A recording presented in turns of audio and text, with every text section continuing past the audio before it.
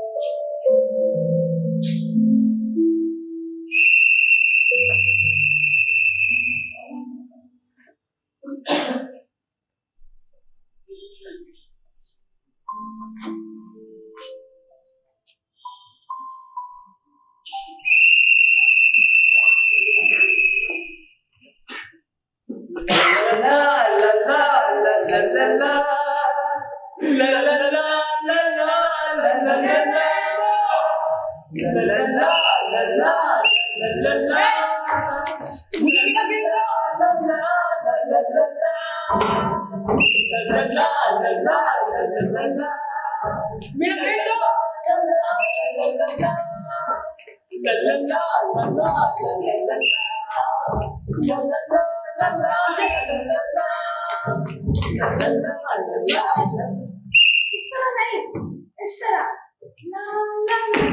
ला ला ला ला ला ला ला ला ला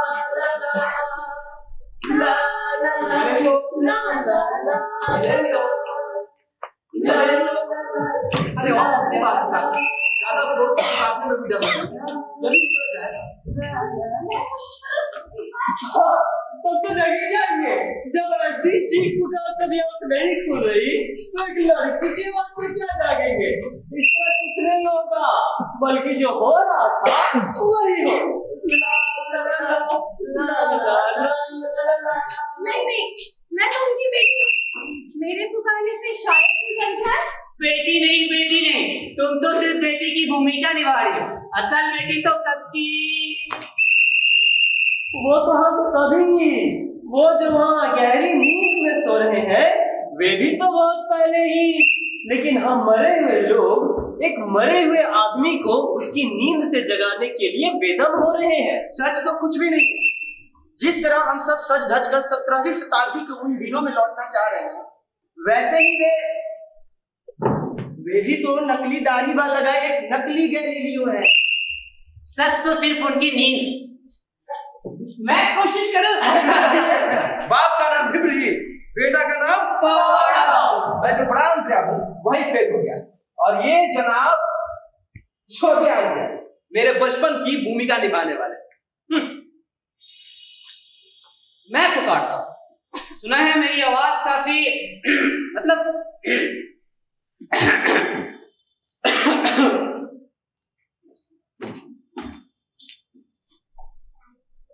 Galileo Galileo क्या सभी तैयार हैं? बहुत देर से, मतलब काफी देर से। सोचते सोचते आंख लग गई थी। और तो पहले दृश्य में क्या है? फ्लोरेंस के राजभवन में आपकी सुनवाई सन 1633 22 जून। पहले ही सुनवाई। सन 1633 22 जून फ्लोरेंस के राजभवन के बाहर आपकी सुनवाई चल रही है। हम बाहर प्रतीक्षा कर रहे हैं। कठिन है यह प्रतीक्षा। धर्म या विज्ञान, टॉलमी या कॉपरनिकस, आतंक के बोझ के तले विज्ञान शासक वर्ग के पैरों के तले रहेगा या विज्ञान की मुक्त साधना को अटूट बनाए रखेगा। वैज्ञानिक अपने प्राणों की आहुति देंगे। उस दिन के उस विश्वासघात को आज की इस मंच इमारत में एक बार फिर से देखना चाहता, समझना चाहता, जानना चाहता। जो होना था वो तो हो ही चुका है। अब तो सब मृत है। अब कोई नया परिवर्तन तो संभव नहीं है। फिर भी इतिहास के रास्ते, अतीत की घटनाओं के साथ दूर या पास के व्यवधान की उपेक्षा कर तुम्हारे प्रति श्रद्धा रख। हम लोग जानना चाहते हैं क्यों आज विज्ञान ध्वंस की उन्मत्ता में मस्त है? क्यों वह सृष्टि विमुख है? क्यों विज्ञान आज पराधीनता की जंजीर में बंधा है? क्यों वह अपना कफन अपने कंधे पर उठाए गहरे अंधकार की ओर बढ़ रहा है? कौन सी है वो गली? कहां से हुई शुरुआत? उसी की उत्पत्ति जानने के लिए आज की यह खोज है। फिर भी ये कार्य कठिन है। हमारा समय, हमारा काल, हमारी शताब्दी तुम्हारे लिए सब कुछ अनजान है। कल्पना के सारे पंख फैलाकर भी तुम लोग मेरे उन दिनों के सहचर नहीं बन सकोगे। फिर भी खोज अवश्य हो। उतारो गोताखोरों को इतिहास के गहरे सागर में।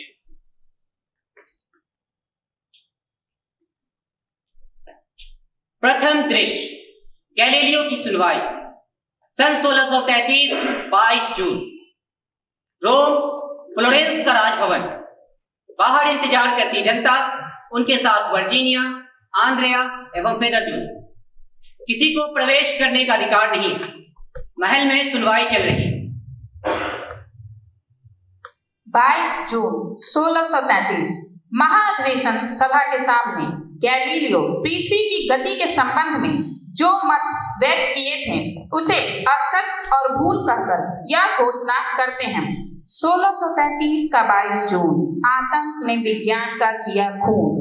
हो सकता था जो एक नया कदम चाहिए भी था, पर हुआ नहीं। हे प्रभु, अंधकार को प्रकाश की किरणें दो। बंद कारागार में जीवन की दहलीज पर। हे प्रभु, हे हमारे प्रभु, हम दुखियों के प्रभु, प्रार्थियों के प्रभु, रोशनी की खबर दो, रक्षा करो, रक्षा करो। हे प्रभु, हे हमारे प्रभु।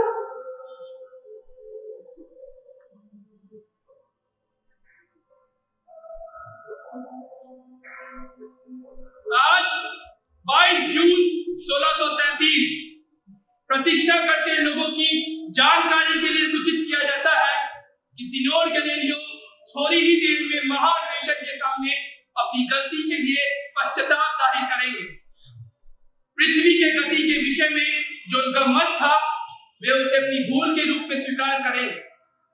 उनके पश्चाताप जाहिर करते ही सेंट मार्क का प्रसिद्ध घंटा बज उठेगा। अच्छा है, मैं क्यों रोक रखा है? मैं जाऊंगी, मुझे जाने दो। एक बार देखने दो, एक बार, सिर्फ एक बार। आंद्रिया, आंद्रिया आंद्रिया आंद्रिया उसे कहो आंद्रिया एक बार कहो उसे कहो आंद्रिया एक बार कहो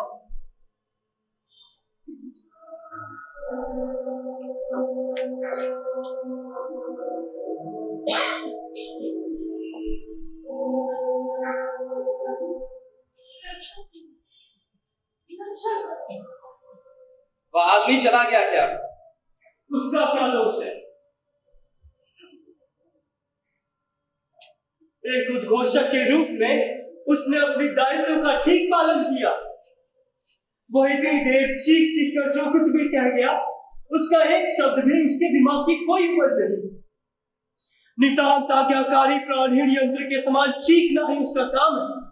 किंतु गैलीलियो की बेटी वर्जीनिया की अर्थहीन प्रार्थना का सुर मुझे असह्य पीड़ादायक लग रहा है। वह यह नहीं चाहती कि उसके पिता सत्य पर अटल रहे।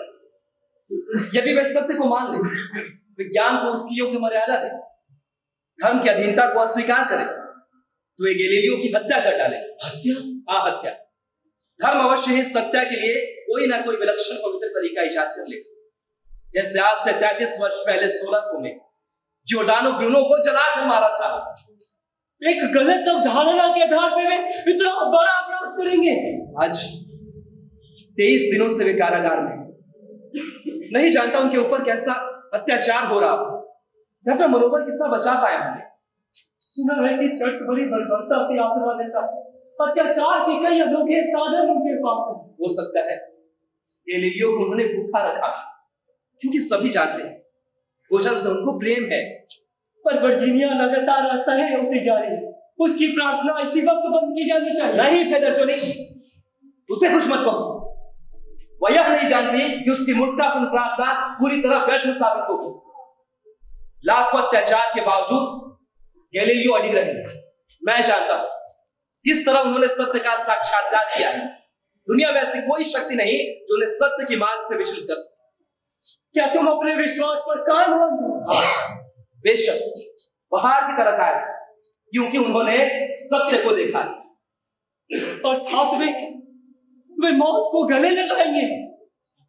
हाँ, क्योंकि बहुत पहले से वे चाहते थे कि सत्य की खोज के वह सगले कदम ही मौत घात लगाए बैठे। जिसने सत्य को देखा नहीं वह उसे अस्वीकार कर सकता है, पर जिसने सत्य को अपनी आंखों से देखा है उसके लिए उसे अस्वीकार करना कभी संभव नहीं। इसका मतलब है कि सेंट मार्क चर्च का तथाकथित पवित्र घंटा ठीक 5 बजे तक नहीं बजे। खामोश रहे तो हम समझेंगे कि विज्ञान अपने पैरों पर खड़ा हुआ और उसकी स्वाधीन यात्रा शुरू हुई। शायद, लेकिन उसके साथ गैलीलियो की दिल की धड़कन हमेशा के लिए बंद कर दी जाए। तुम बार बार मौत की बात मत करो फेदरचोनी। मृत्यु मनुष्य को नया कुछ भी नहीं लेती भी नहीं। मृत्यु से कुछ भी रुकता नहीं है। लेखन में विराम चिन्ह की तरह बस 2 पल सांस लेने का अवकाश, फिर चलना। बस तुम लिख लो फेदरचोनी, सन 1633 के 22 जून को विज्ञान के ललाट पर क्रांति का तिलक अंकित हुआ है, समझो।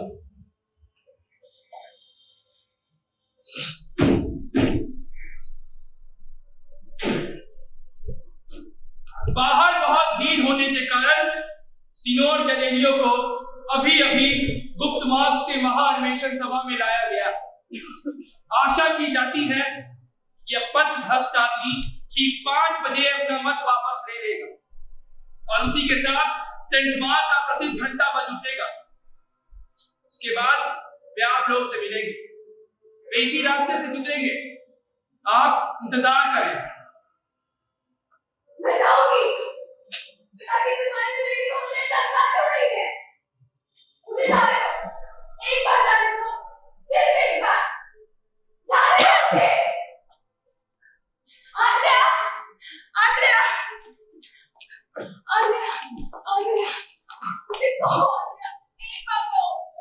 उसे कहो आंद्रिया, बेटा जल्दी, उसे कहो, एक बार कहो, एक बार, उसे कहो आंद्रिया, उसे कहो, तुम्हारे कहने से शायद वह मान जाए, उसे कहो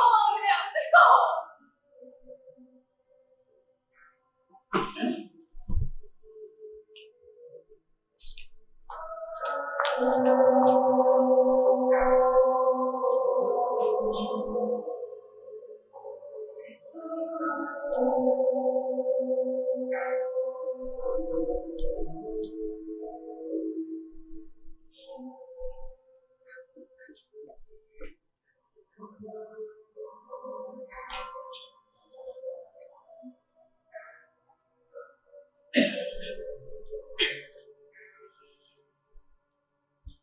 उनके प्रिय पात्रों में से एक हूं, मामूली एक आदमी। लेंस ग्राइंडर के तौर पर मेरा ताल्लुक है उनके साथ, लेकिन काम के बीच में मुझे विज्ञान की जटिलताओं को समझाते थे। इस तरह मैं उनका छात्र बन गया था। कोपरनिकस का तत्व उन्होंने पहली बार मुझे सुनाया था। जब वे पढ़ाते थे ना, तो मुझे नहीं लगता था वे एक शिक्षक है, ऐसा लगता था मानो मेरे मित्र हैं। हाथ बढ़ाते ही जिनके मन को छुआ जा सके। मैं उनको खोना नहीं चाहता अंद्रेया, किसी सूरत में नहीं खोना चाहता। मैं भी नहीं चाहता पिताजी। मैं जब बहुत छोटा था तभी पिता को खो दिया था। मेरी माँ उनकी दासी थी, हाउसकीपर। मैं बचपन से उनके साथ, उन्होंने ही मुझे बनाया, ठीक उसी तरह जैसे एक शिल्पी मिट्टी के लौंदे को खूबसूरत सा आकार देता है। पिता कैसे होते हैं मैं नहीं जानता, सिर्फ कहना चाहता हूं इस मूर्ख आंद्रिया को विज्ञान की दुनिया में लाकर उन्होंने उसकी आंखों के सामने एक नए दिगंत को फैला दिया। फिर भी उनकी मौत से क्यों है? क्योंकि उनकी मौत जीवन से कहीं बड़ी है, इसीलिए। ये सिनोर गैलीलियो कौन? लाखों आदमियों जैसा एक आदमी। करोड़ों की भीड़ में ऐसी मौत का कोई अस्तित्व नहीं है जैसे उनके जीवन का नहीं। लेकिन गैलीलियो एक नाम, एक पहचान है, क्योंकि उनके नाम के साथ विज्ञान जुड़ा है और उसी विज्ञान की मौत के बदले गैलीलियो का जीवन। यह तो अर्थी है। मैं किसी भी सूरत में गैलीलियो को बस जिंदा रहने के लिए जीवित रहना इस स्तर तक नहीं उतार सकता। गंदे हाथों के होने से हाथों का ना रहना ही अच्छा है। सुना है वर्तमान को गणितज्ञ, वे विज्ञान के आदमी, तो क्या वे इस अपमान से गैलीलियो की रक्षा नहीं कर सकते? धर्म के प्रभामंडल में के गणितज्ञ क्या सच्चा विज्ञानी मन धर्म की इस आसन पर बैठ सकता है, या धर्म के इस आसन पर बैठकर क्या सत्य का जयगान कर सकता है? यह सच है कि वर्तमान पोप एक गणितज्ञ है, लेकिन धर्म की छत्र छाया में रहने को बाध्य है। वह अपना आसन यानी सत्ता को बचाए रखने के लिए उन्हें धर्म का अनुशासन मानकर चलना ही पड़ेगा। न जाने क्यों मेरा दिल कह रहा है गैलीलियो टॉलमी का ही समर्थन करेंगे, या कम से कम यदि वे ऐसा करें मुझे खुशी हो। उनके जीवन की रक्षा होने पर डिस्कोर्सी की रचना संभव हो। तुम भावावेग में बह रहे हो पिताजी। एक वास्तविक वैज्ञानिक मन से विश्लेषण करो। यदि आज इसी वक्त गैलीलियो की स्वाभाविक ही मौत हो जाए तो क्या डिस्कोर्सी का काम अधूरा रह जाए? संभव है कुछ दिनों के लिए टल जाए और इस काम को पूरा करे। असल बात तो यह है कि डिस्कोर्सी लिखने का समय आ चुका है। पर मेरी इच्छा है कि गैलीलियो ही इस कार्य को पूरा करे। मैं भी यही चाहता हूं, क्योंकि पिछले एक दशक में विज्ञान जगत में नया कुछ भी नहीं जुड़ा। गैलीलियो की डिस्कोर्सी विज्ञान जगत में नई हलचल लाएगी। पूरा यूरोप आज प्यासी नजरों से उनकी ओर देख रहा है। विज्ञान जगत में अभी उनका कोई सानी नहीं है। संध्या ठीक 5 बजे। सारी बहसों का अंत हुआ ही चाहता है। हम एक मुश्किल क्षण से गुजर रहे हैं। धर्म या विज्ञान, टॉलमी या कोपरनिकस, झूठ या सत्य। शायद वे लोग सत्य की हत्या करने को बेताब हो रहे हैं। सूर्य घड़ी में 5 से 3 मिनट ज्यादा हो गया। सेंट मार्क का घंटा शांत, यानी उन्होंने प्रतिरोध किया। मैं जानता था वे पश्चाताप जाहिर नहीं करेंगे। सत्य की जीत अनिवार्य है। यानी विज्ञान विजय घोषित। जालिमों के हाथ का कोड़ा विज्ञान को झुका नहीं सकता। यानी धर्म सर्वशक्तिमान नहीं है। सिनोर के अडिग विवेक ने विज्ञान के मार्ग को सुदृढ़ किया। मैं जानता था मैं जानता था गैलीलियो तुम नहीं हारोगे, पर तुम्हारी ये जीत जितनी भी मूल्यवान हो, तुम्हारी जान से ज्यादा कीमती नहीं है। नहीं पेतरजुली, आज हम विजय की खुशी मनाएंगे। उन मूर्खों के सामने प्रमाणित करेंगे कि वैज्ञानिक अपने प्राणों को तुच्छ समझते हैं। लोग इस शिखर पर विराजमान उन मरे हुए लोगों के सामने प्रमाणित करेंगे कि सत्य को जानने की उत्तर इच्छा है विज्ञान। सत्य की खोज करने वाले मृत्यु से कभी नहीं डरते, जैसे जियोर्दानो ब्रूनो। ब्रूनो की हत्या करके भी वे सत्य की जानने को इच्छा को दबा नहीं व्यर्थ हुए। ठीक वैसे ही गैलीलियो की हत्या करके भी वे विज्ञान की राह में दीवार खड़ी नहीं कर सकते।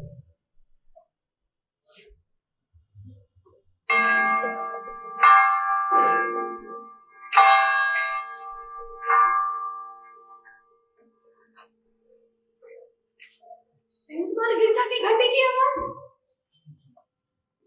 हे ईश्वर, हे प्रभु, तेरी जय हो, तेरी जय हो। मैं गैलीलियो गलीलाई, फ्लोरेंस विश्वविद्यालय के गणित एवं पदार्थ विज्ञान का शिक्षक, मैं ईश्वर की शपथ खाकर कहता हूं कि मैंने जो कुछ सिखाया था वो झूठ था। मैंने कहा था कि सूर्य ब्रह्मांड के केंद्र में स्थिर है और पृथ्वी परिक्रमा करती है। मैं अपने होशो हवास में इस झूठ एवं धर्म विरोधी विचार को वापस देता हूं। साथ ही पवित्र चर्च की शिक्षा के विरोध में मैंने जितनी असहमति व्यक्त की है उसके लिए माफी मांगता हूं।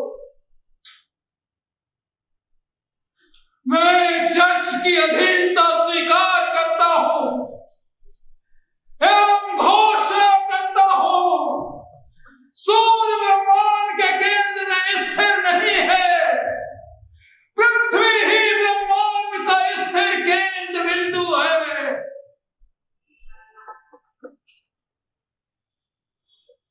आज का सूर्य अस्त हो गया।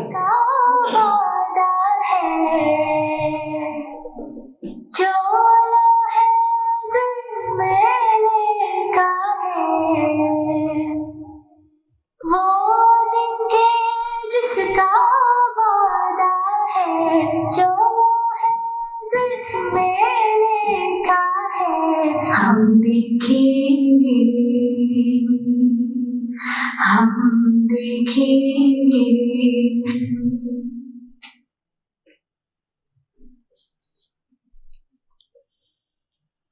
आज का सूर्य अस्त हो गया, अंधकार छा गया, धरती के सिरे पर गहरा अंधकार आज।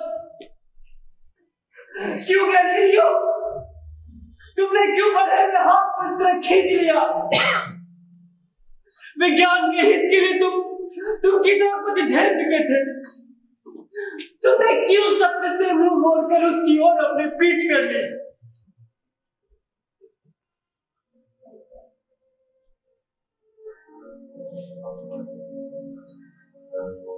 अभागा है वह देश जो वीरों को जन्म नहीं देता। नहीं आंद्रेया, अभागा है वो देश जहां बार बार हीरो की जरूरत पड़ती है। गैलीलियो लंबट चलती भिक्षु, चमगादड़ सा दिल लेकर चले थे शेर से मिलने। लालची, आखिर कर ही लिए इस नपुंसक चमड़ी की हिफाजत। शर्म नहीं आई तुम्हारी ओर देखने में? रुक गाई आती। पानी से थोड़ा पानी दो। नहीं, पानी नहीं, मुझे मेरा बचपन वापस करो जो तुम मुझसे छीन चुके हो। एक एक करके चुराया है तुमने। यदि अंत तक लड़ने की हिम्मत नहीं थी तो क्यों मेरे अंदर पाप का बीज बोया था? गैलीलियो, वापस करो, मुझे मेरा बचपन वापस करो, मुझे मेरा बचपन वापस करो।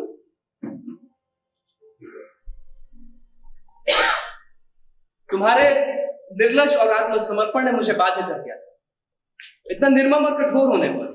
सच, उन कड़वी बातों से तुमने मुझे छलनी कर दिया था। तुम्हें मेरी गहरी आस्था थी, तुम मेरे लिए श्रद्धा के पात्र थे। वर्जीनिया, मुझे तुम्हारी जिंदगी की ही कामना थी। सब कुछ के बदले मैंने तुम्हारे जीवन के लिए प्रार्थना की। ईश्वर ने मेरी सुनी, मुझे और कुछ नहीं चाहिए। मैं इतने से ही खुश हूँ।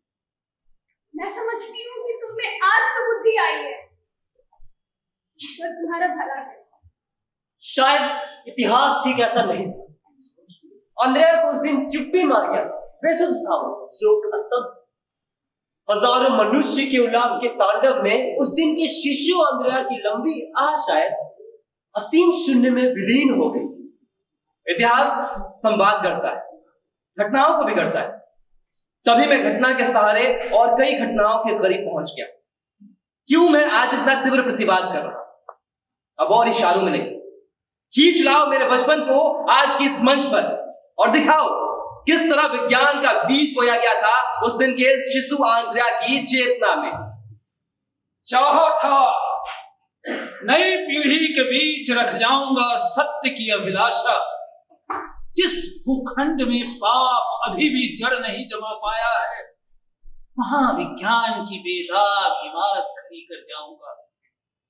ठहराव नहीं, प्रवाह ही तो विज्ञान की प्राण है।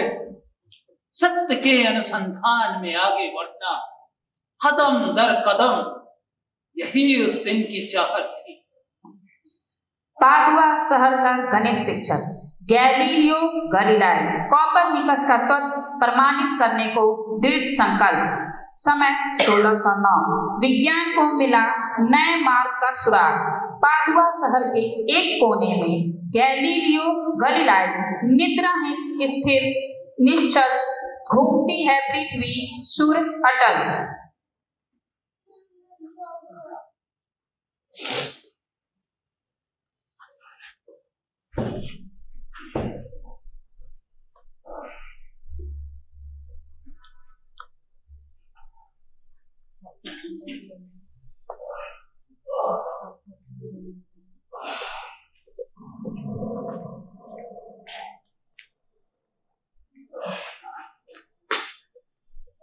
दूध सावधानी से टेबल पर रखना। किताबें जैसी खुली पड़ी है वैसे ही रहेंगी। उस्तादी दिखाकर बंद मत करना। कागजों को एकदम मत छूना। बात करते थे कि वाले को पैसा नहीं देने पर वो घर का घेरा बना के चला जाएगा। यही तो गलती कर दी तुमने। कहो वो आकर घर का चक्कर काटते हुए घेरे की रचना करेगा। अच्छा, तो गोला घर को घेरा बनाकर क्यों नहीं बनाएगा? और इस घेरे में होगा यह घर, यानी कि आप। इस बार ठीक कहने के लिए इस बार ठीक कहा आंद्रेया। उस नक्शे के पीछे बड़ी मजेदार चीज छिपी है तुम्हारे लिए। मेरे लिए? तुम्हारे लिए। बिना देखे बताओ। कोशिश करो। जरूर कोई खिलौना होगा, ठीक? कह नहीं सकता, निकाल कर देखो।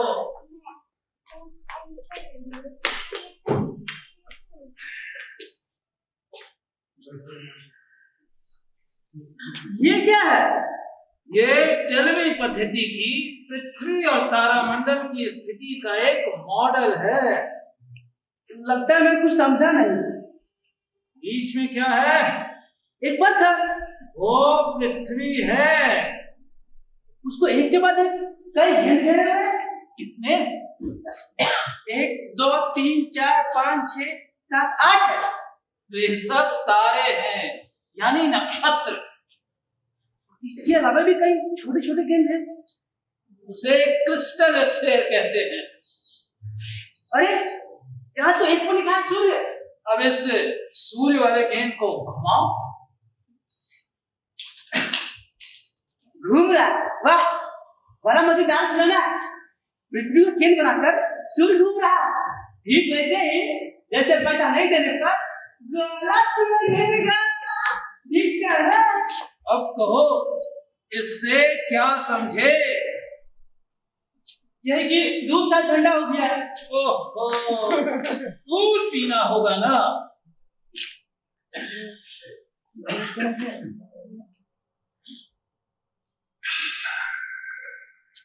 लो, अब बोलो इससे क्या समझे?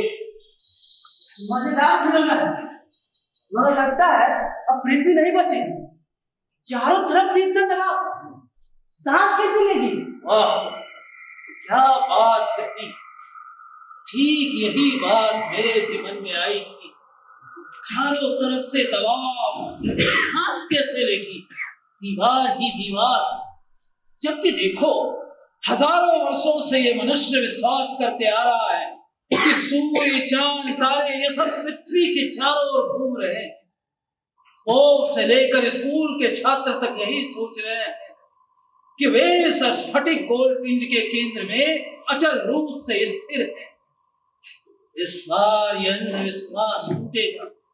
देखना, सब कुछ बदल जाएगा। लोग जानेंगे जिस सत्य को वे अपने सीने से लगाए थे, वास्तव में वो सत्य नहीं है। ये कोई सत्य अंतिम सत्य नहीं है।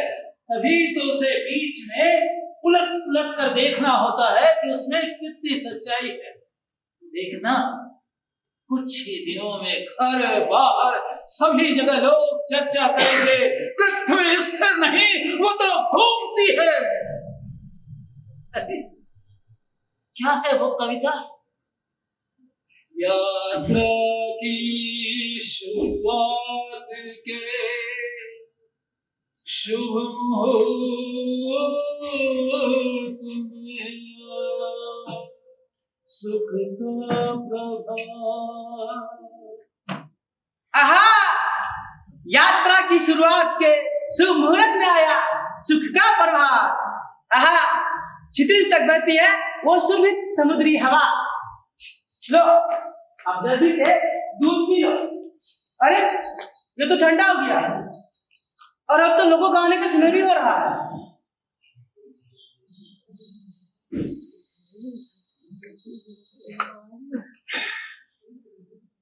कल जो कुछ तुम्हें बताया था याद है ना?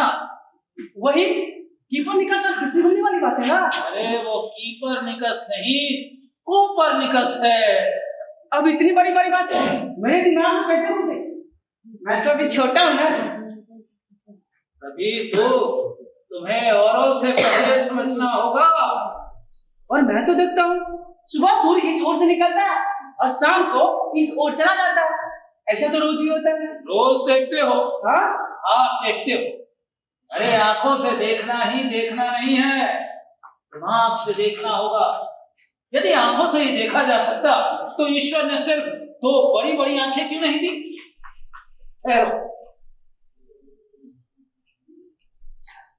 ये लो, इस पर बैठो, सोचो कि ये सूर्य है। अब बताओ कि सूर्य तुम्हारे किस ओर है? यदि वो तुम्हारा सूर्य है तो दाईं ओर। अब बताओ कि वो तुम्हारे बाईं ओर कैसे आएगा? यह तो बहुत आसान बात है। तुम यदि उसे उठाकर मेरी बाएं ओर रख दोगे तो बाईं ओर।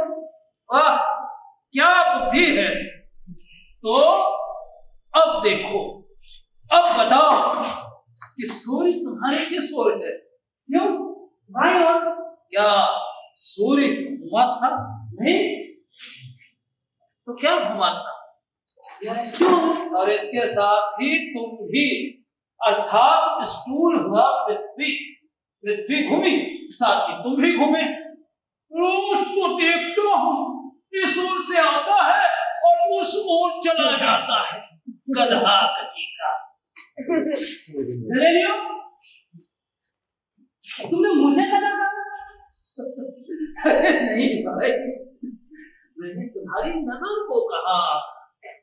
तुम बहुत बड़े हो, तुम्हारे शरीर में बहुत ताकत है, तभी तो तुमने कितनी आसानी से स्टूल समेत घुमा दिया।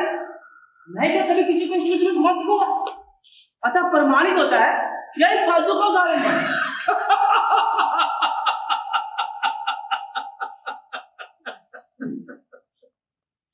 इसके अलावा मैं जानता हूं तुम बहुत पढ़े लिखे हो, कितने बड़े बड़े लोगों को पढ़ाते हो, तुम्हारे खोपड़ी में बहुत बुद्धि है, तुम बहुत चालाक हो। मैं छोटा हूं,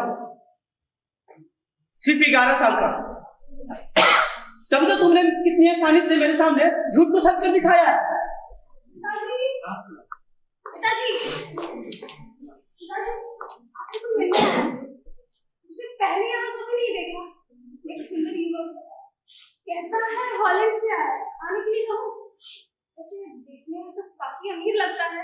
अमीर है तो उससे मुझे क्या? अमीर का मतलब ही दुनिया भर का झमेला है। एक बार मिल तो लो, पता नहीं क्या चाहता है। तो बुलाओ उसे। कहाँ है? अंदर आ जाइए। कल रात मैं सिस्टर को समझा रहा था, तुम्हारे कोपरनिकस और पृथ्वी वाली बात है। हाँ पिताजी, पता नहीं क्या नाप शनाप बक रहा था। कह रहा था कि असल में पृथ्वी स्थिर नहीं है, सूर्य ही स्थिर है और पृथ्वी घूमती है। वरमान आज सिखाओ, स्टूल समेत तुम्हें घुमा नहीं सकूंगा, नहीं तो आज मैं तुम्हें। ये क्या सारी बातें तुम्हें अंत तक समझा पाया? ये क्या समझा पाया? मैं इसकी तरह मूर्ख हूँ। असल बात यह है बेटी कि तुम बहुत बुद्धिमान हो। किसने कहा कि तुम मूर्ख हो? और बेटी तुम अब बड़ी हो रही हो, अब तुम्हारी शादी की तैयारी करनी होगी। बेटी तुम कहीं बुद्धू मत बन जाना उसकी बातें सुन सुनकर, नहीं तो तुम्हारा ये बूढ़ा बाप बहुत मुश्किल में पड़ जाएगा। तुम ही कहो जानबूझकर कौन बुद्धू लड़की को घर लाना चाहेगा? मैं तो सिस्टर को चुने में डालने के लिए करा था। छोटा हूं तो क्या, बुद्धू जो मेरे सामने से उसमें विश्वास करूंगा। Good morning sir. मेरा नाम लुदोविक है। लुदोविक को हॉलैंड से आना हुआ है? जी हाँ, हॉलैंड से। हॉलैंड की आप एक परिचित व्यक्ति, लगभग सभी के मुंह से आपका नाम सुन चुका। देखता हूँ कंपाना में तुम्हारी बहुत बड़ी जमींदारी है।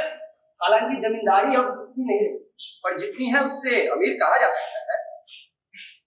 इसीलिए तो मेरी माँ ने कहा कि दुनिया में कहाँ क्या हो रहा है देखो जान। जैसे कि तुमने हॉलैंड में बैठे बैठे सुना कि मैं यहाँ इटली में काम कर रहा हूँ। एक्चुअली मेरे माँ की बड़ी इच्छा है कि मैं कुछ विज्ञान सीखूं, क्योंकि शायद कुछ ही दिनों में विज्ञान की बड़ी मांग होने वाली है। यहाँ पढ़ने में महीने में 10,000 रुपये लगेंगे। पैसों की दिक्कत नहीं है, पैसे बहुत है। विज्ञान में तुम्हारी कितनी रुचि है? जरा तो फिर तुम्हारी रुचि किसमें है? घोड़ा। क्या कहे? घोड़ा घोड़ा और से असल में मेरा दिमाग खाली है, घोड़े के अलावा कोई और बात ठीक। पैसों की कमी नहीं है, पैसे बहुत है। ठीक है, कल सुबह से ही लग जाओ। जी मैं कह रहा था, सिर्फ वैसे ही खाली है, ऊपर से हर वक्त उसमें घोड़े दौड़ते हैं, तो ऐसे में क्या विज्ञान यहाँ ठीक तरह से घुसेगा? मैं तुम्हें घोड़े का विज्ञान ही सबसे पहले सिखाऊंगा, तब देखना तुम्हारी रुचि किस तरह बढ़ती है। वेरी नाइस, क्या खूब कही आपने। आप मुझे घोड़े का विज्ञान ही सबसे पहले सिखाए, लेकिन विज्ञान का सब कुछ तो उल्टा है। अम्स्टर्डम की उस नली की बात मैं खूब अच्छी तरह जांच कर चुका हूं। एक हरे चमड़े का खोल और 2 लेंस, इसके अलावा और कुछ नहीं। एक लेंस ठीक इस प्रकार और दूसरा ठीक ऐसा।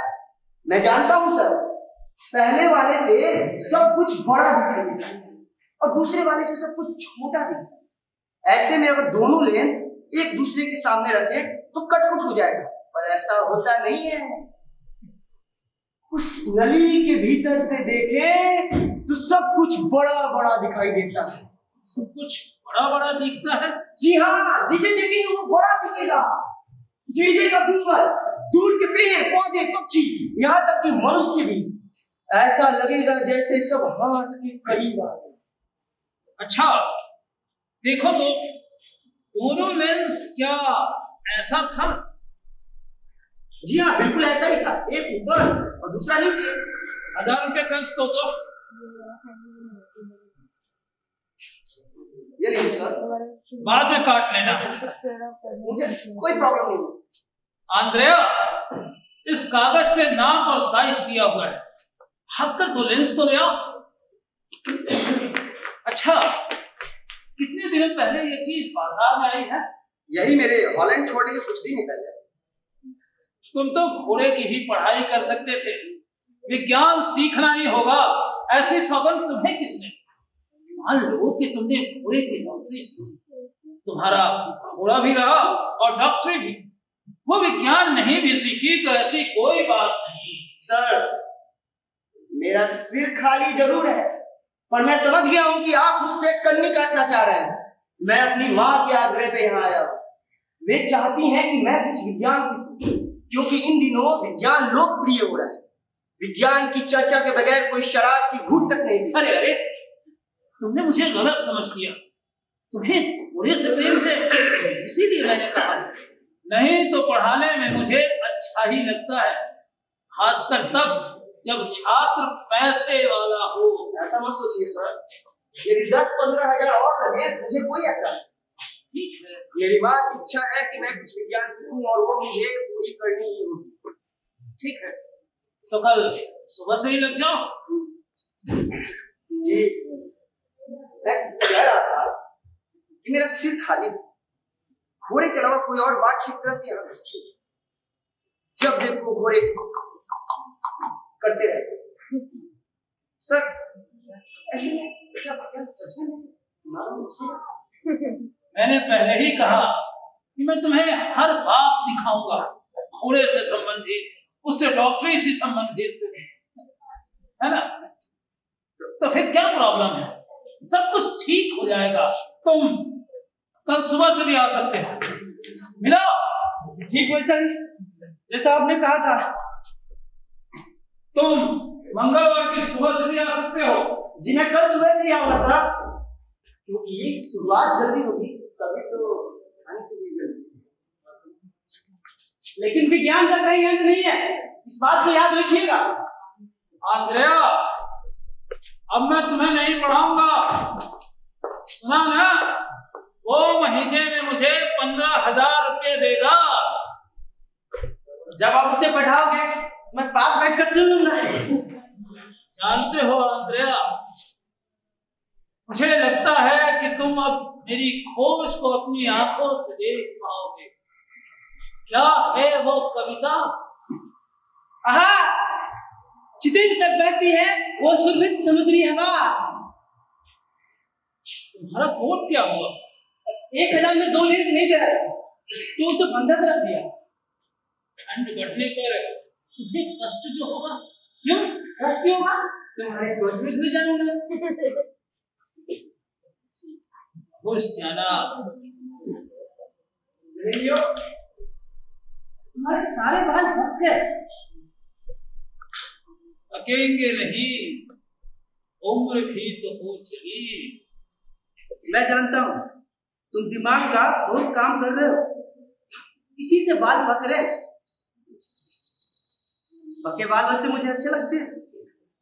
जानते हो आंद्रेया, एक नया युग आ रहा है।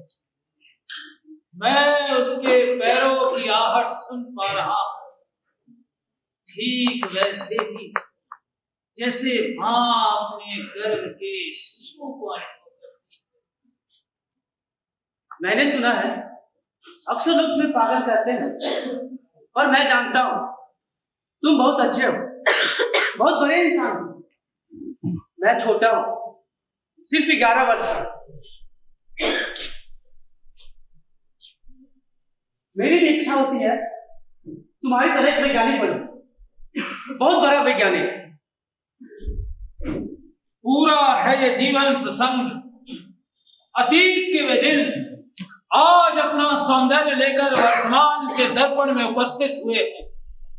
मैं गैलीलियो गैलीलाई, एक अदना सा इंसान, फिर भी धन्य हूं क्योंकि विज्ञान के प्रवाह का सहचर है ये मन।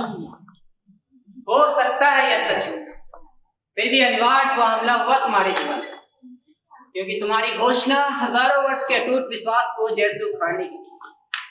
उस दिन भी विज्ञान की चर्चा था, आज ही की तरह समाज में कोई सरोकार नहीं, धर्म ही समाज का एकमात्र नियंता था। तभी तुम्हारा विज्ञान धर्म के अवैज्ञानिक गर्भ में आश्रय पाए। और आज तो सम्मानित है उस दिन की वो सत्य घोषणा। समाज तो मुक्त है नपुंसक जड़ता से, विज्ञान जनमानस में प्रतिष्ठित है। यही तो मेरी चाहत थी। आज तुम घटनाओं के विश्लेषण से पारंगत, बहुत दूर अतीत के विश्लेषण से हो सकता है तुम्हारी बातें सच, किंतु उस दिन तुम आवेग से काम ले रहे। तुमने सोचा था तुम उस दिन दूरबीन के पास बैठे थे, याद है ना? हो सकता है पूरी तरह याद ना हो, फिर भी कुछ तो। मैं एक बहुत बड़ा आविष्कार कर तृप्त था। सन 1610 10 जनवरी मैंने स्वर्ग को गायब कर दिया।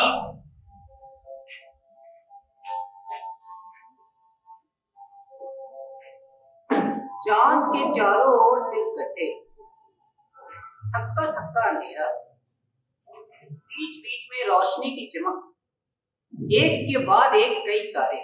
जो देख रहे हो उसका अपनी बुद्धि से विश्लेषण करो। नहीं, इतना संभव नहीं होता तो अच्छा ही होता, कोई झमेला ही नहीं रहता।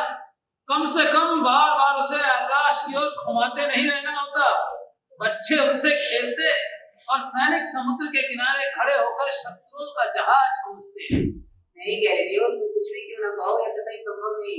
हाँ साक्य दो, संभव नहीं कहकर चीखने से उसके होने को तो नहीं रोका जा सकता।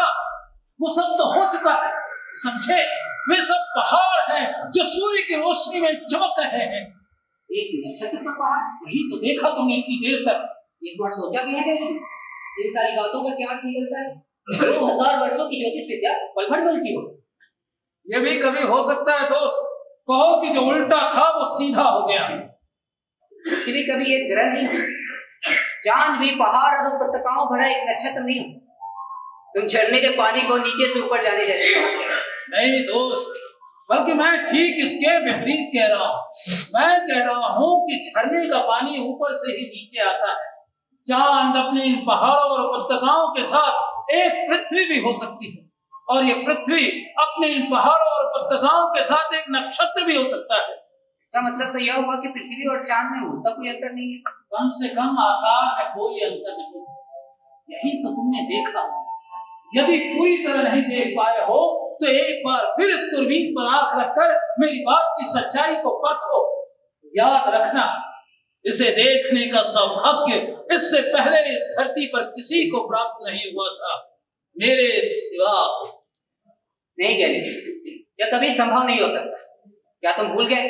अभी 10 वर्ष भी नहीं हुआ है, रोम में एक आदमी को जलाकर मार दिया गया। उसका नाम जियोर्डानो ब्रूनो था। हाँ साक्रेतो, एक महान आदमी को जिंदा जलाकर मार दिया गया था, मगर वो सच कहता था। सत्य कितना शाश्वत है आज तुम्हें कण कण में महसूस हो रहा है। इस दूरबीन पर आंख रखो और देखो, मनुष्य के कल्पना के स्वर्ग और मृत्यु लोक में कोई फर्क नहीं। क्यों? आज 10 जनवरी सन 1610 तुम लिख रखो साक्रेतो, स्वर्ग गायब हो गया। क्यों इतनी भयानक बात अपनी जुबान पे ला रहे हो? क्या तुम समझ पा रहे हो तुम क्या कह रहे हो? तुम्हारी यह बातें कितना भयंकर परिणाम ला सकती है। जो परिणाम होना था वो बहुत पहले ही हो चुका है। कितने भयानक झूठ को आज हमने मिटा दिए। हजारों वर्ष के कल्पना का स्वर्ग पल भर में गायब हो गया। साक्रेतो, तुम मुझे किसी तरह 5 वर्ष का समय दो, देखना मैं सब कुछ प्रमाणित कर दूंगा। ठीक, यदि तुम्हारी बात मान लो कि पृथ्वी एक नक्षत्र है, तो कोपरनिकस का वो अटकटा तब कैसे प्रमाणित होता है कि पृथ्वी सूर्य के चारों ओर? ठहरो, तुम्हें एक मजेदार चीज दिखाता हूं।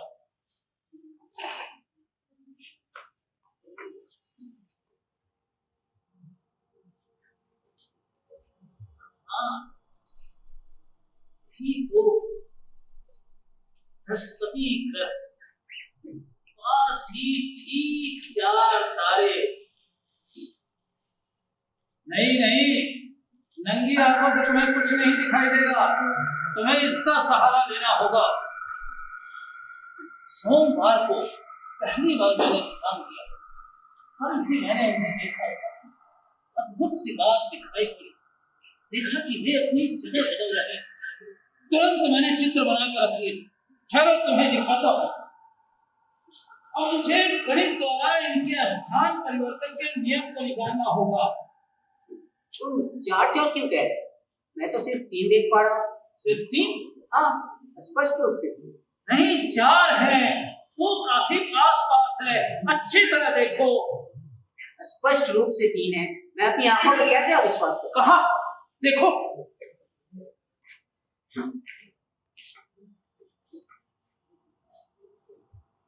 हाँ, 3 ही तो है।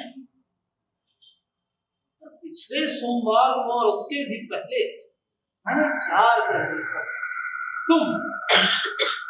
तुम मेरा नक्शा देखो।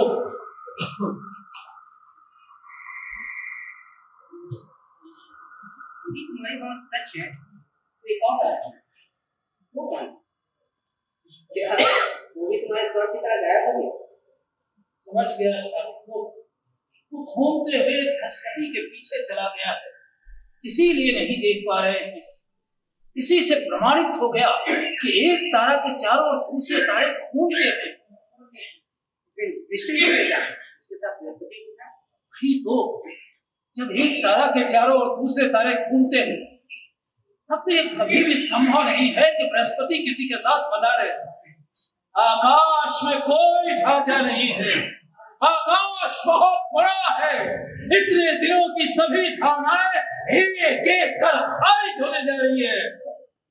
अपनी कल्पना की लगाम को खींचो। हमने जो देखा इससे पहले इस धरती पर किसी ने नहीं देखा, अर्थात उन्होंने ठीक ही कहा था। सिर्फ इस यंत्र के अभाव में अपनी बात की सच्चाई प्रमाणित नहीं कर सके थे। कोपर्निकस और उनके साथी, पूरी दुनिया उनके खिलाफ थी, पर वे सही थे। ये बात इसी वक्त मुझे आंद्रेया को बतानी चाहिए। वो जानेगा तो खुश होगा। आंद्रेया! आंद्रेया! धीरे गैलीलियो, धीरे। कृपया कर थोड़ा शांत हो जाओ। चीखो, साथ में दो, चीखो। कृपया कर तुम थोड़ा उत्तेजित हो। तुम्हारा इस तरह शांत रहना इस समय जरा भी अच्छा नहीं लग रहा है। क्या तुम अपने इस निरर्थक शोर को बंद करोगे? क्या तुम इतने बड़े आविष्कार के सामने अपने इस निरर्थक चुप्पी को तोड़ोगे? मेरा इस तरह चुप रहना निरर्थक नहीं है गैलीलियो। मैं इन सारी बातों से बहुत घबरा गया।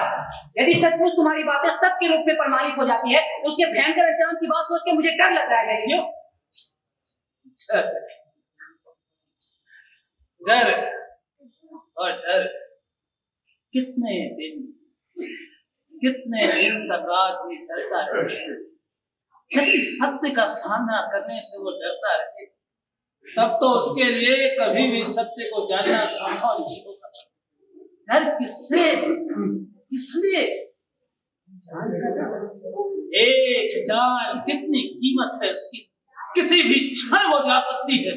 बिना ये सब सोचे चीखो साथीओ, चीखो, पागलों की तरह चीखो, सत्य को उसकी वास्तविक मर्यादा दो।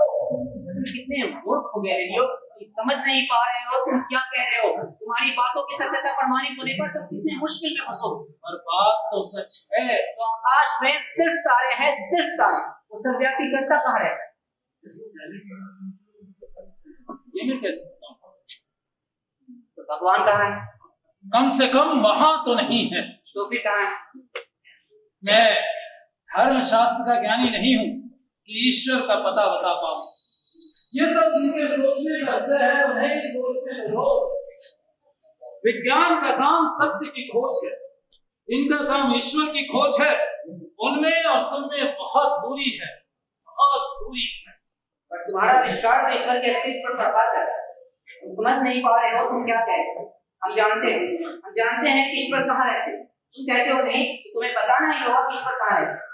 ये मैं कैसे बताऊं? तुम्हें बताना ही होगा ईश्वर। तो मानो कि ईश्वर हमारे भी अंदर है, तो फिर तो पर वहां नहीं है, ये मैं निश्चित रूप से कह सकता हूँ।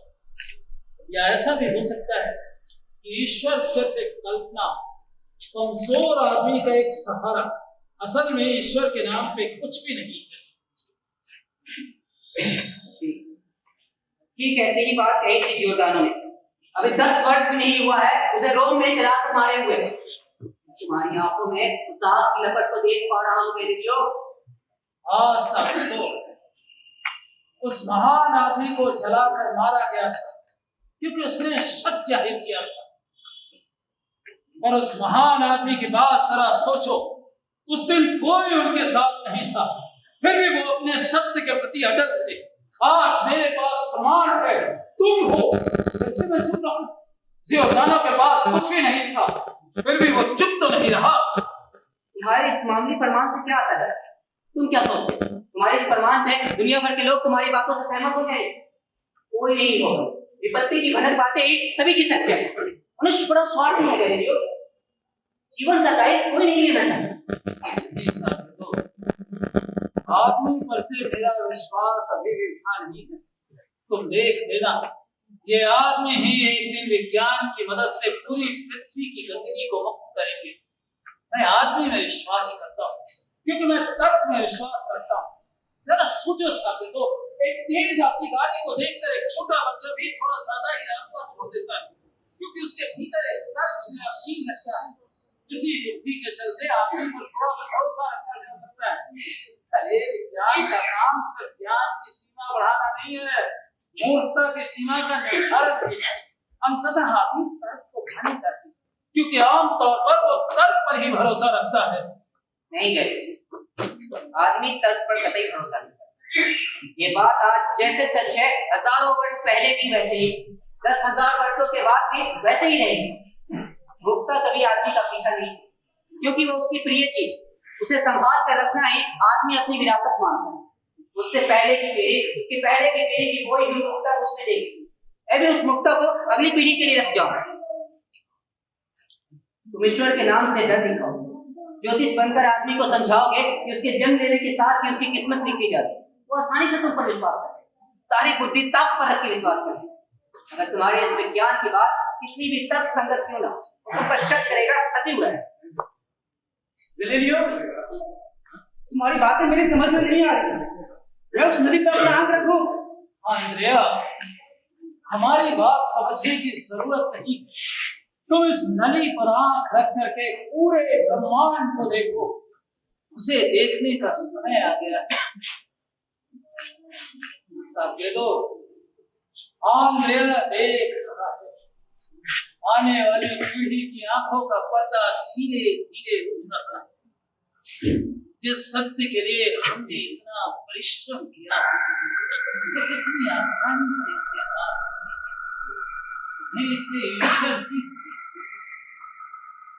ईश्वर का विलास करने लायक होंगे।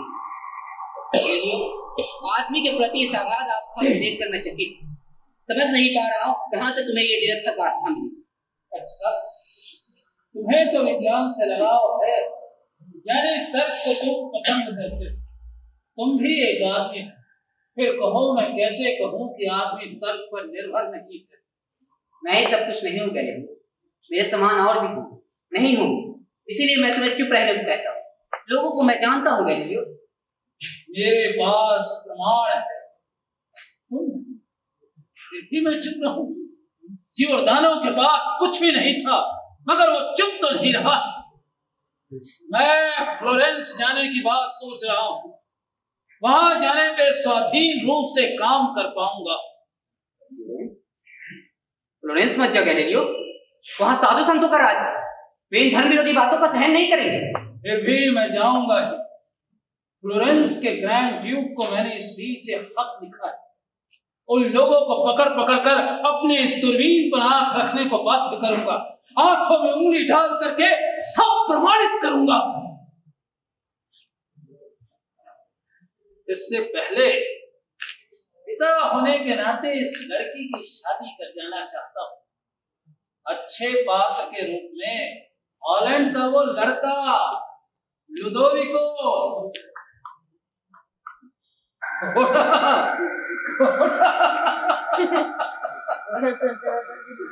तुम्हें वो कैसा लगता है?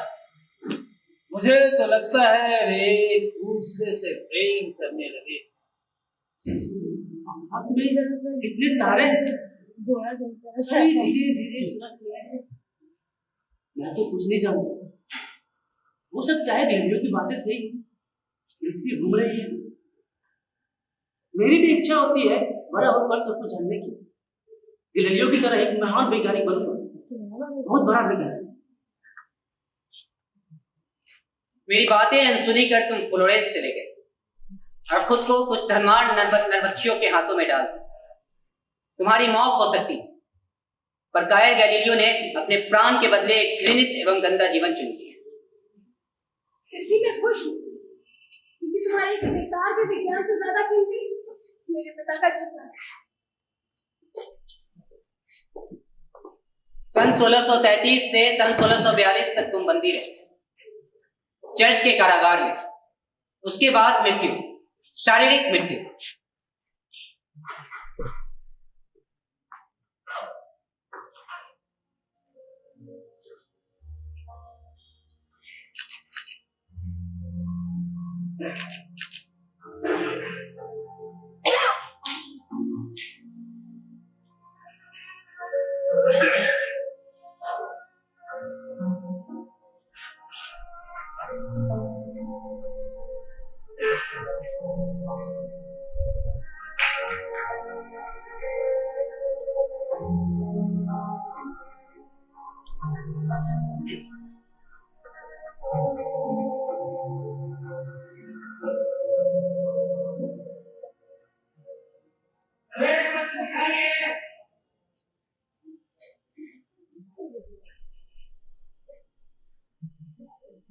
डरने की कोई बात नहीं। एक समय था जब ये पिताजी के प्रिय छात्र हुआ, लेकिन अब एक नंबर के दुश्मन है। आने दीजिए इन्हें।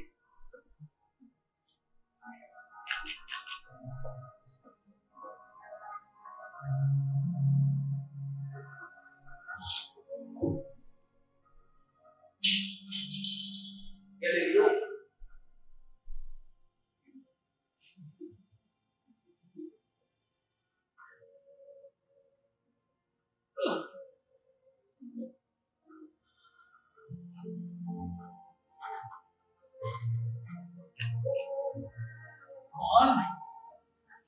मैं आंद्रिया। कैसी तबीयत है गैलीलियो? क्या फर्क पड़ता है?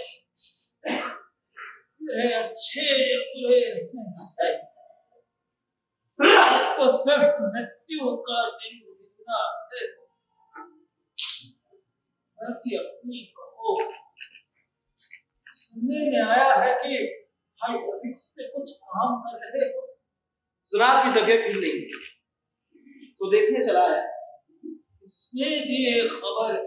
असलम के विकिस कह रहे थे कि यूं तो मेरी तबीयत काफी अच्छी है। ये लोग मेरा अच्छा ख्याल रखते हैं। चर्च की देख रेख में मैं बहुत अच्छी तरह हूँ।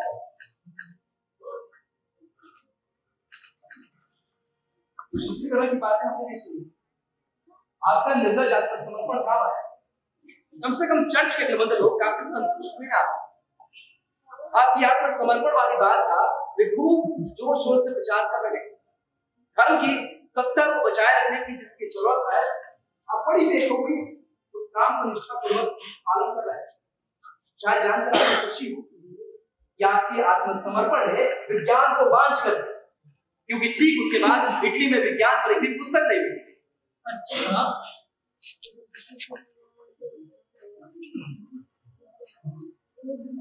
कुछ ऐसे भी तो देश है जो धर्म के दायरे में नहीं आते।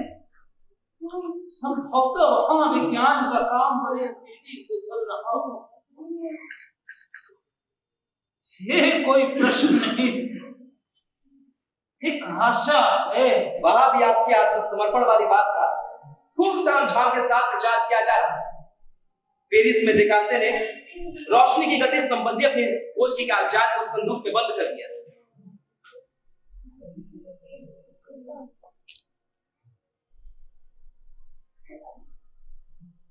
मुझे खाने का समय नहीं है। हाँ बेटी, खाना थोड़ा गर्म करने का उपाय करो। मैं हॉलैंड जा रहा हूँ, वहां विज्ञान पर काम करने का अच्छा अवसर पाऊंगा।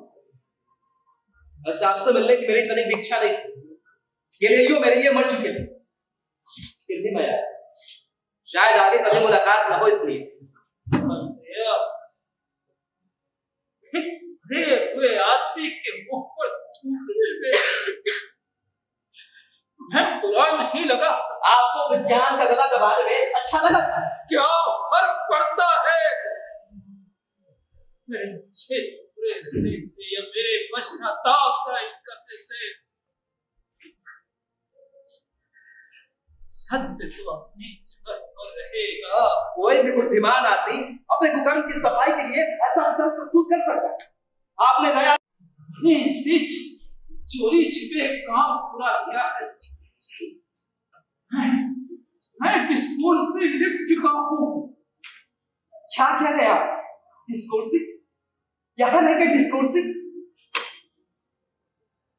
ये लिखने के लिए कागज देते हैं, कलम देते हैं, वो जो लिखता नहीं चाहते, अच्छी तरह जांच में देखते हैं कि धर्म के खिलाफ कोई बात नहीं।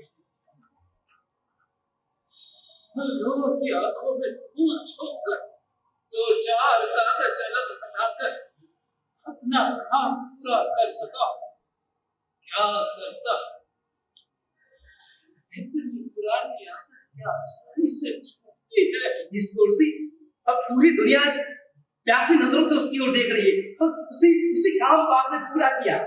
समय तो काटना था, मन का बाहर क्या इतनी आसानी से दूर किया जा सकता है?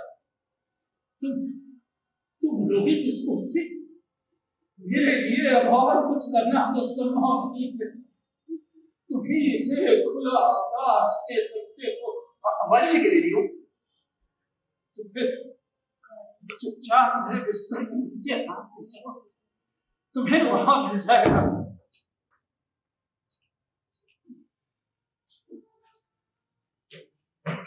यहाँ नहीं तो शब्द नहीं, चर्च में शरीर का पूरा ख्याल रखता है, लिखने के लिए कागज देता है, काम देता है। चर्च की शान में धन्य हो।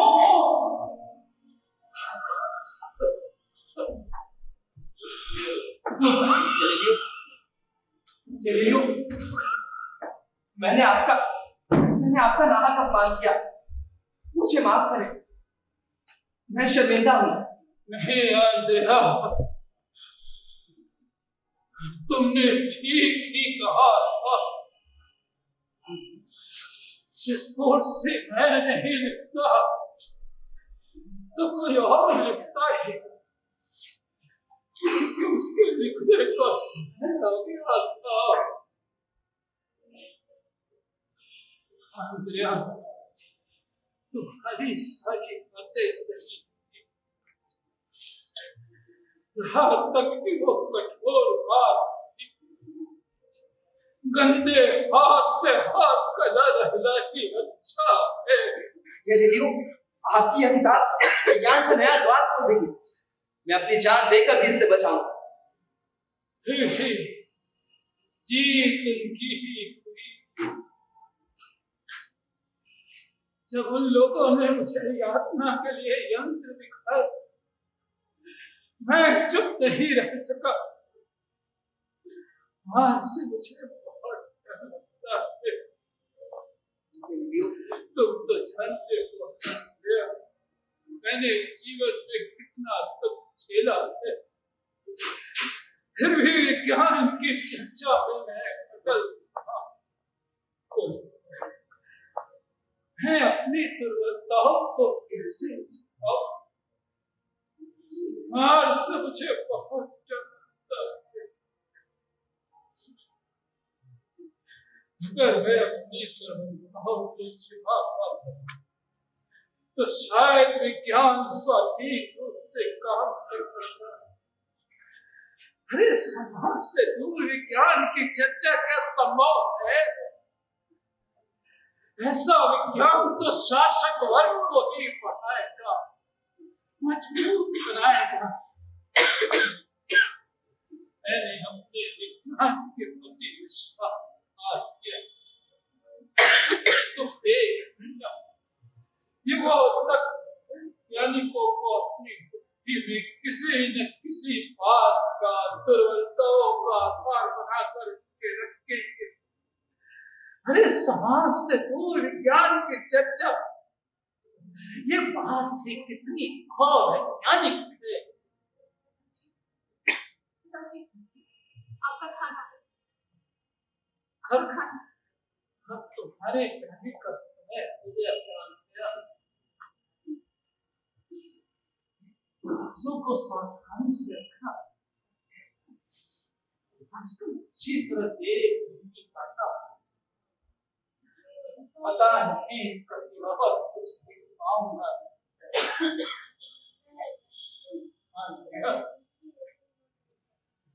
मैंने कितना दुख झेला है।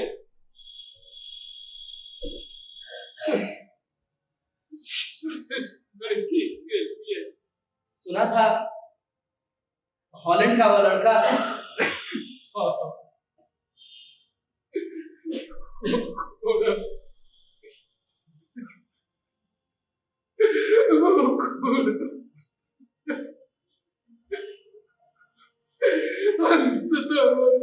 के लिए राजी नहीं हुआ, क्योंकि उन पर आरोप है कि मैं मुझे से आगे की बेटी से शादी करने पर शायद उसकी वंश मर्यादा नहीं रहती।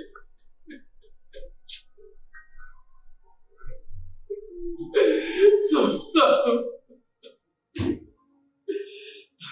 के प्रति मेरी बंधुआता उसके मन को बदल पाती तो समय में थोड़ी शांति रहती। वैज्ञानिक अपने संतान के प्रति अपने कर्तव्य का पालन नहीं करते। कम से कम ऐसा करता हो कोई नहीं मिला।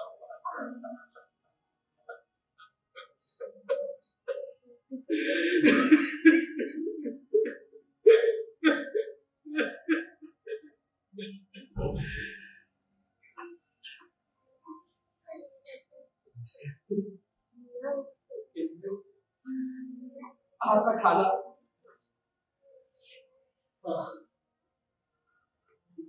मैं खाना खाऊंगा।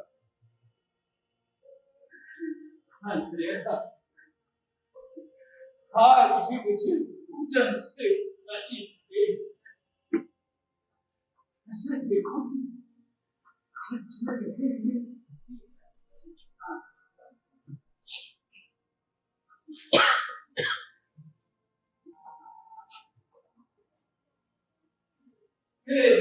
लेने पर भी करती है, पर भी वो नहीं है। आपका खाना पर डाल रहा है।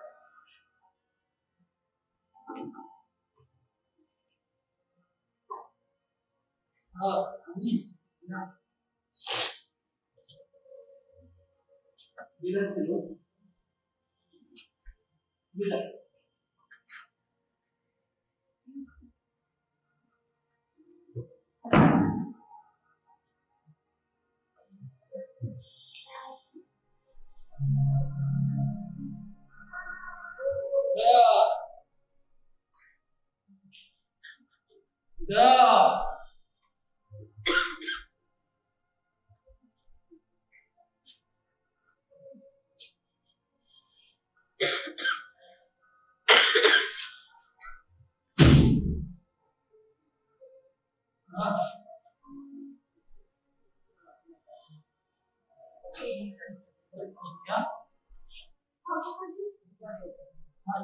चला गया।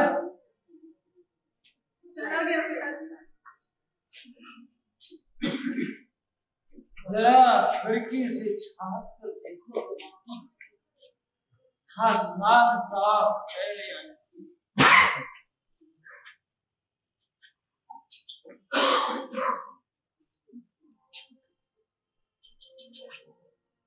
साफ है पिताजी। तारे दिख रहे हैं।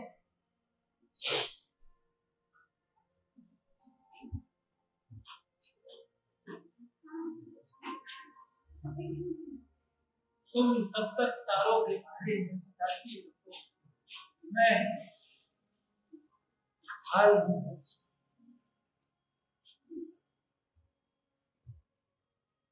दिन आकाश साफ था, ध्रुव तारा चमक रहा था। मैं तारों के सहारे मार्ग को पहचानता हुआ सीमा के उस पार जा रहा था। आज सदियों बाद उस इतिहास की थोड़ी सी झलक ने हमें किस सत्य के सम्मुख खड़ा कर दिया। समाज से दूर विज्ञान की चर्चा क्या संभव है? 20वीं शताब्दी के अंतिम चरण में आकर महायुद्ध का विष धारण कर विनाश के तांडव में विस्तृत है जो विज्ञान, वह किसका परिणाम? समाज से दूर विज्ञान की चर्चा, ये बात ही कितनी अवैज्ञानिक है। भयानक है यह सच्चाई कि जिस दिन विज्ञान विका शुरू हुई उसकी वैश्यावृत्ति। हे महान, हे उज्जवल नक्षत्र गैलीलाई, तुम ही इसके प्रवक्ता हो। दूर करो सारा वेग और एक भयानक विस्फोट से पहले निश्चिंतता के आखिरी कगार पर समाज से दूर विज्ञान की चर्चा, इस सत्य को पहचान लो, ये बात ही कितनी अवैज्ञानिक है। गैलीलियो, तुम लोगों की बातें मेरी समझ में नहीं आ रही। क्या मैं उस नदी पर अपना हाथ रखूं? अंद्रेया, हमारी बात समझने की जरूरत नहीं है। तुम इस नदी पर आंख रख करके पूरे ब्रह्मांड को देखो, उसे देखने का समय आ गया है। सितम के को है गरा, रूई की तरह उड़ जाएंगे हम महकूमों के पांव तले, हम महकूमों के पांव तले। ये धरती धड़केगी और अहले हकम के सरों पर जब बिजली खड़ खड़केगी हम देखेंगे, हम देखेंगे।